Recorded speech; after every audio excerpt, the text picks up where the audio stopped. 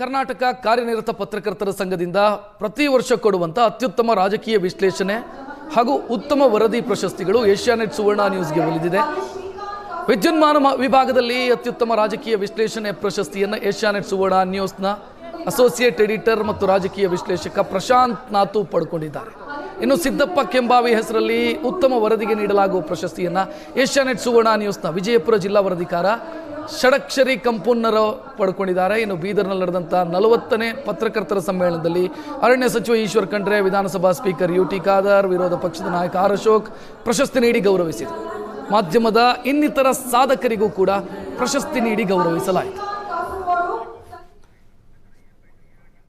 ವರದಿಗಾರರು ಮಾಡ್ತಾ ಇರುವಾಗ ಇನ್ಫಾರ್ಮೇಶನ್ ಅನ್ನು ನೀವೇನೋ ಗೂಗಲ್ ಮಾಡ್ತೀರಿ, ಗೂಗಲ್ ಅಲ್ಲಿ ಸರ್ಚ್ ಮಾಡ್ತೀರಿ, ಏನೋ ಮಾಡ್ತೀರಿ. Google searching has become very difficult ಈಗ ಆರ್ಟಿಫಿಷಿಯಲ್ ಇಂಟೆಲಿಜೆನ್ಸ್ ಮುಂದೆ.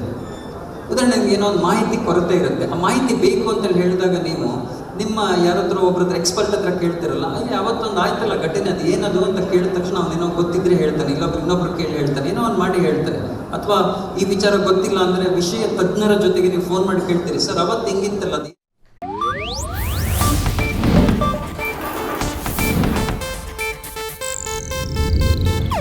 ಇದು ಏಷ್ಯಾನೆಟ್ ನ್ಯೂಸ್ ನೆಟ್ವರ್ಕ್ ಪ್ರಸ್ತುತಿ.